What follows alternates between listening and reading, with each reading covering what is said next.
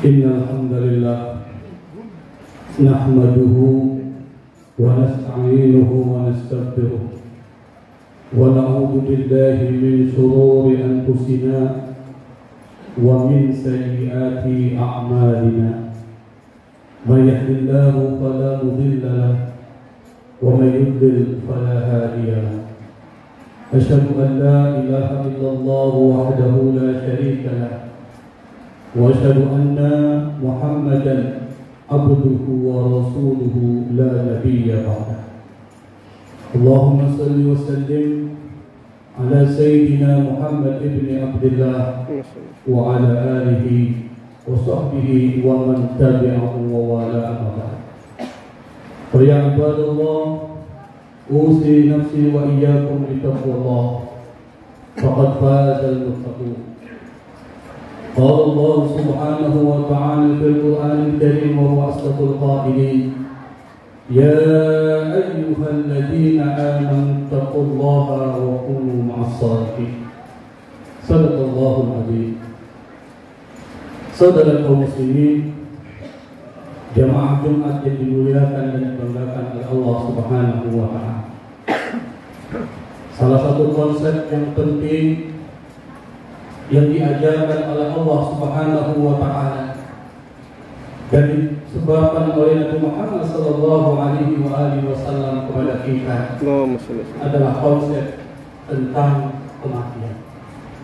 Kematian ini adalah salah satu isu yang dibahas hampir semua agama-agama di dunia. Kalau ada satu agama yang tidak membahas tentang persoalan al-maut, persoalan kematian, maka agama itu dipertanyakan. Termasuk Islam sebagai agama yang diturunkan oleh Allah Subhanahu wa Ta'ala juga membahas secara detail tentang persoalan kematian. Rujukan yang pertama yang bisa kita jadikan rujukan adalah tentu Al-Quranul Karim. Ketika Allah Subhanahu wa Ta'ala membicarakan tentang Al-Quran, membicarakan tentang kematian dalam Al-Quran, itu ada beberapa istilah yang digunakan oleh Allah Subhanahu wa Ta'ala.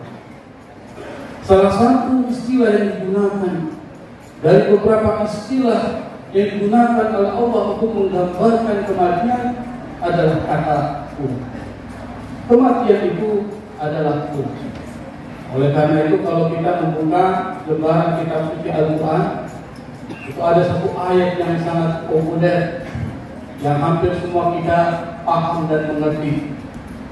Apabila mereka ditimpa musibah, salah satu dari musibah itu adalah kematian, mereka akan mengucapkan inna lillahi wa inna ilaihi raji'un. Sungguh kami adalah milik Allah dan pasti kami akan pulang kepada Allah Subhanahu wa Ta'ala. Di sini menggunakan kata raji'un. Inna lillahi wa inna ilaihi raji'un. Kata raji'un itu adalah jamak dari kata raji. Kata raji itu isim fa'il dari raja'ah. Kata raja'ah artinya pulang. Jadi Allah gambarkan kematian itu dengan istilah pulang. Tidak ada satu aktivitas yang paling menyenangkan dalam kehidupan kita di dunia ini kecuali pulang. Kalau kita misalnya bekerja di pagi hari jam 7 jalan ke kantor, pada saat ketika jam 5 itu ada perasaan senang. Kenapa? Kita akan pulang ke keluarga kita, kembali kepada orang yang mengasihi kita. Kematian adalah pulang kepada Allah Subhanahu wa Ta'ala. Dan Allah menikmati dirinya dengan sifat Rahman dan Ar-Rahim. Artinya apa? Kematian adalah sesuatu yang menyenangkan, yang pasti kita akan alami dalam kehidupan ini. Pulang tentu ada beberapa syarat yang harus dipenuhi. Kalau kita pulang kepada Allah Subhanahu wa Ta'ala, itu ada beberapa syarat yang harus dipenuhi supaya kembali kepada Allah Subhanahu wa Ta'ala dengan tepat. Apa syarat tersebut? Syarat yang pertama adalah kita harus tahu arah pulang. Anda bisa bayangkan kalau kita ingin pulang ke rumah, tapi kita tidak tahu alasannya, maka itu adalah musibah. Kalau kita ingin kembali kepada Allah Subhanahu wa Ta'ala, maka kita harus tahu bagaimana pulang kepada Allah Subhanahu wa Ta'ala. Allah memberikan satu trik kepada kita, satu trik kepada kita untuk kembali kepada Allah Subhanahu wa Ta'ala. Allah mengatakan, "Yauma la yanfa'u malun wa la banun illa man atallaha biqalbin salim." Nanti di akhir tidak akan bermanfaat anak yang kalian bangga-banggakan, harta yang kalian kumpulkan, illa man atallaha biqalbin salim, kecuali orang yang pulang datang kepada Allah Subhanahu wa Ta'ala biqalbin salim, dengan hati yang bersih. Maka syarat pertama untuk kembali kepada Allah Subhanahu wa Ta'ala dengan tepat, maka hati yang bersih. Kalau orang hatinya bersih, tentu orang itu terbebas dari dosa. Kalau orang terbebas dari dosa, maka dia langsung ditempatkan dalam surga Allah Subhanahu wa Ta'ala, yang surga ini buat orang-orang yang suci. Saya ingin buat satu ilustrasi sedikit. Kalau kita misalnya ada piring kotor hasil dari pesta, tidak mungkin langsung kita tahu di rak-rak piring bersama piring-piring yang bersih. Supaya bisa diletakkan di rak-rak piring yang bersih, tentu piring yang kotor itu harus dicuci, harus dibersihkan. Supaya apa? Supaya sama dengan piring-piring bersih yang diletakkan ke dalam rak-rak piring. Begitu pula kalau orang kembali kepada Allah Subhanahu wa Ta'ala dalam keadaan kotor, dalam keadaan penuh dosa dan maksiat, maka dia dicuci dulu untuk bisa ditempatkan dalam surga Allah yang Maha Suci. Bagaimana mencucinya? Tentu akan ditempatkan ke dalam neraka. Tapi perlu dipahami bahwa suatu hari di akhirat itu sebanding dengan 1000 tahun di dunia. Kalau seandainya kita disiksa satu hari di kubur, di alam neraka, maka itu sebanding dengan 1000 tahun di dunia. Kita tidak bisa bayangkan betapa lama. Maka di dalam kitab-kitab suci itu diajarkan bagaimana supaya membersihkan hati kita.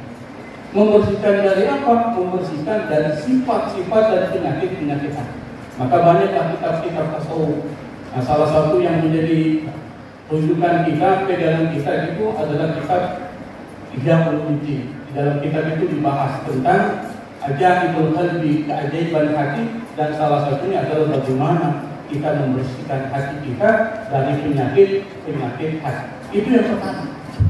Yang kedua, untuk membersihkan hati kita supaya bersih dan ditempatkan langsung di dalam surga Allah Subhanahu wa Ta'ala, tentu jalan yang kedua adalah taubat. Dalam kitab Riyadhus Shalihin itu bab taubat itu ada satu cerita menarik. Nabi Muhammad sallallahu alaihi wasallam itu pernah menceritakan pada zaman Bani Israil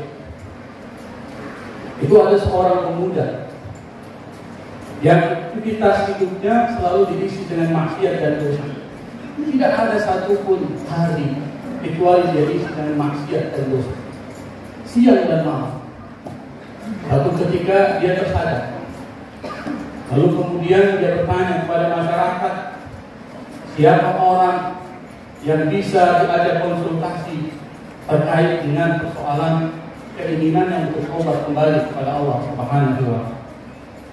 Lalu masyarakat pun menunjukkan kepada seorang ahli ibadah, abid, rahib. Lalu datanglah satu pemuda ini kepada rahib tersebut. Lalu dia cerita, wahai Ustaz, kalau bahasa kita seperti itu, saya ini sudah membunuh 99 orang. Apakah masih terbuka pintu taubat begitu? Ahli ibadah ini lalu menjawab, dosamu sudah terlalu banyak, tidak ada pintu taubat begitu. Akhirnya sang pemuda ini langsung dia bunuh ahli ibadah itu kenapa menjadi 100?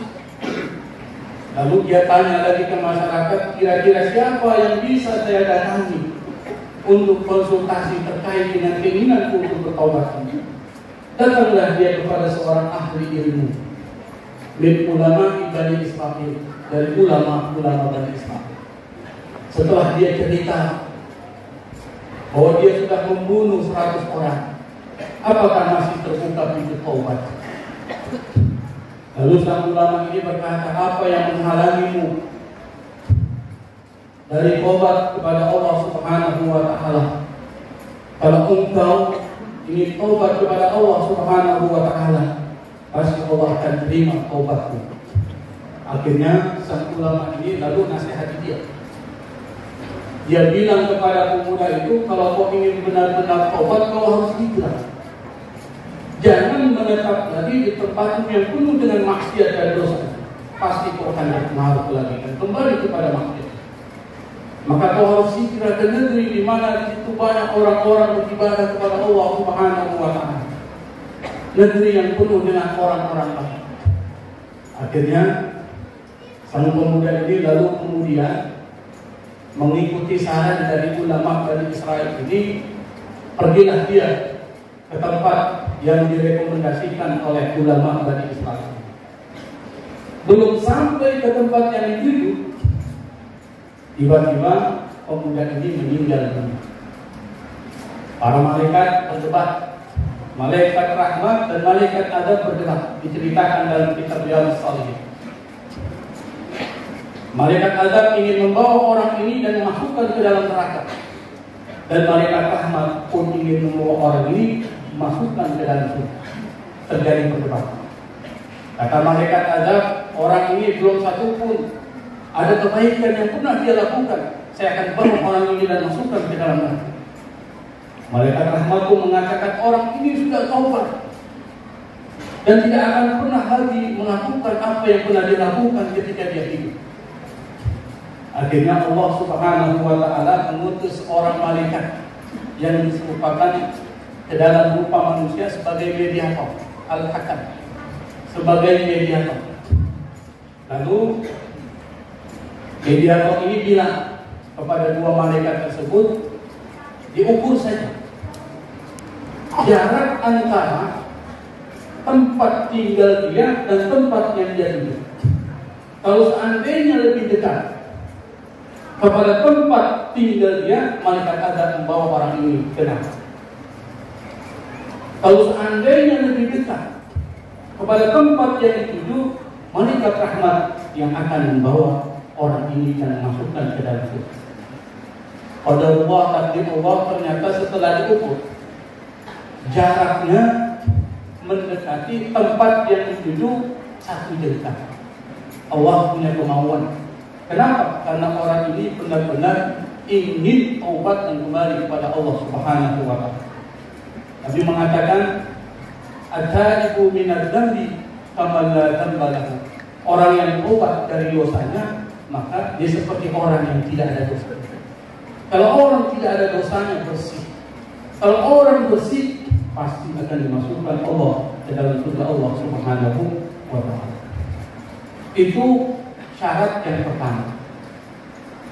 Syarat yang kedua, ketika kita ingin kembali kepada Allah Subhanahu wa Ta'ala, pulang kepada Allah Subhanahu wa Ta'ala, maka syaratnya harus ada bekal. Kalau kita pulang kampung, kita tidak punya bekal, bagaimana menderitanya kita? Maka pulang kepada Allah Subhanahu wa Ta'ala harus punya bekal. Apa bekal tersebut? Wa tazawwadu fa inna khairaz zadi taqwa. Allah mengatakan, menginformasikan kepada kita bekal yang terbaik itu adalah takwa kepada Allah Subhanahu wa Ta'ala. Meskipun ayat ini turun dalam konteks haji, tetapi yang diambil dari pesan ayat ini adalah sesuatu yang bersifat umum, yaitu takwa itu menjadi bekal kalau kita ingin kembali kepada Allah Subhanahu wa Ta'ala.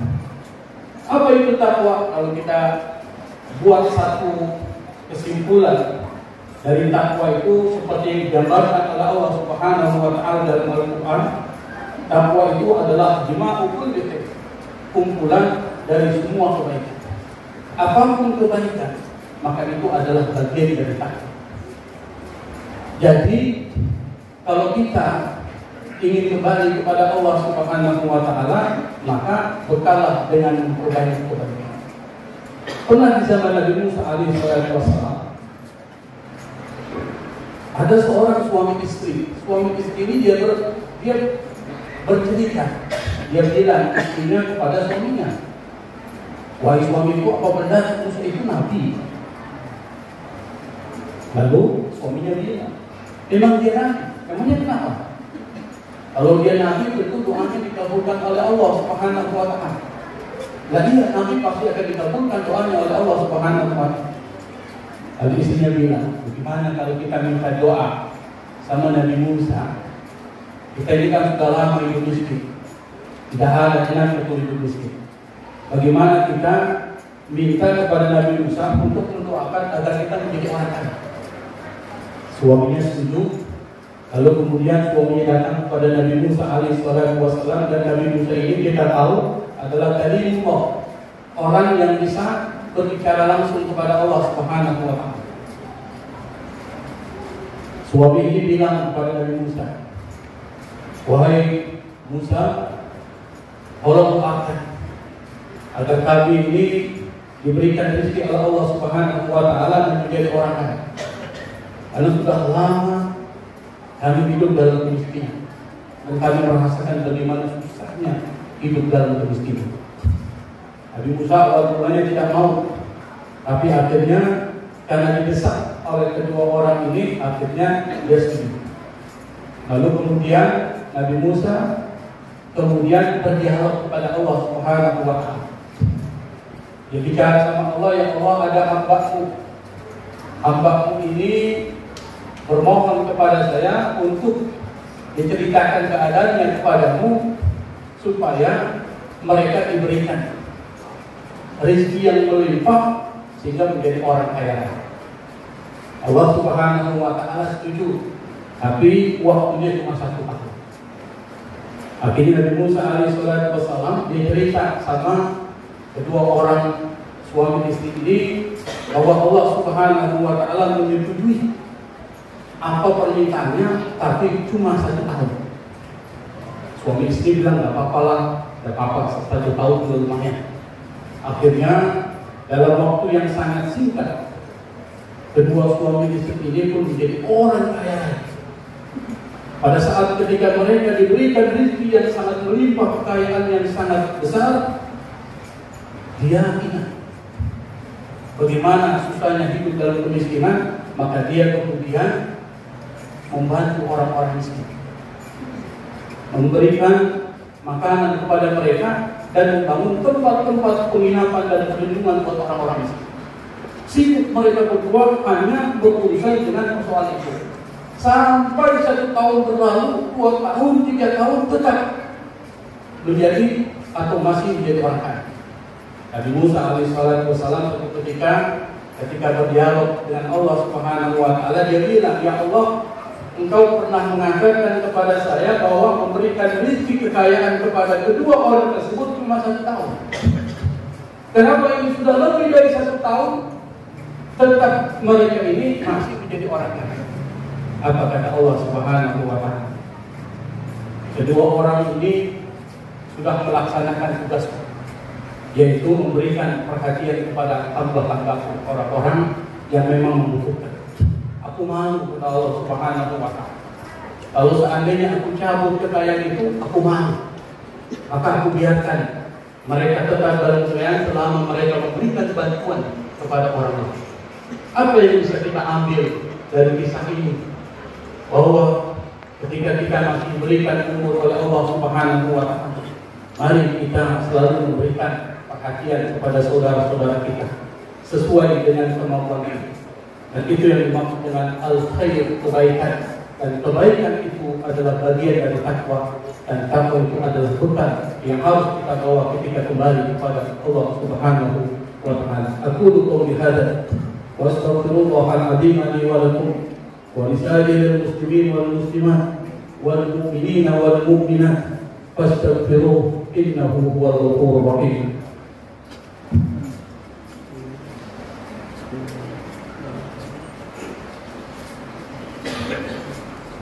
الحمد لله القوي سلطانه، الواجه برهانه، المبسوط في الوجود كرامه وإحسانه.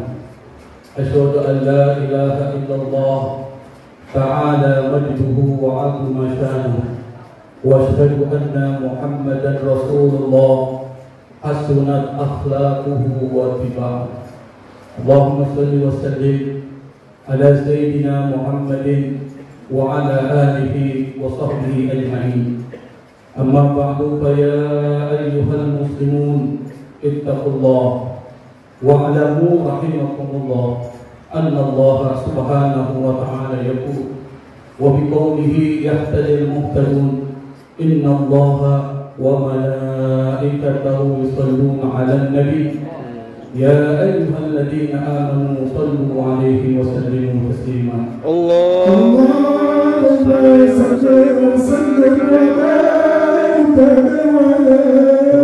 صل وسلم على سيدنا محمد وعلى آل سيدنا محمد كما صليت وسلمت على إبراهيم وعلى آل إبراهيم في العالمين إنك حميد مجيد. وارض اللهم عن الخلفاء الراشدين ساداتنا أبي بكر وعمر وعثمان وعلي، وعن بقية الصحابة والتابعين وتابع التابعين ومن تبعهم بإحسان إلى يوم الدين، وعنا معهم برحمتك يا أرحم الراحمين. اللهم اغفر للمؤمنين والمؤمنات والمسلمين والمسلمات الأحياء منهم والأموات. ربنا آتنا في الدنيا حسنة وفي الآخرة حسنة وقنا عذاب النار. عباد الله، إن الله يأمر بالعدل والإحسان وإيتاء ذي القربى وينهى عن الفحشاء والمنكر والبغي يعظكم لعلكم تذكرون. فاذكروا الله العظيم يذكركم واشكروه على نعمه يزدكم واسألوه من فضله يعطكم ولذكر الله أكبر والله يعلم ما تصنعون. أقيموا الصلاة.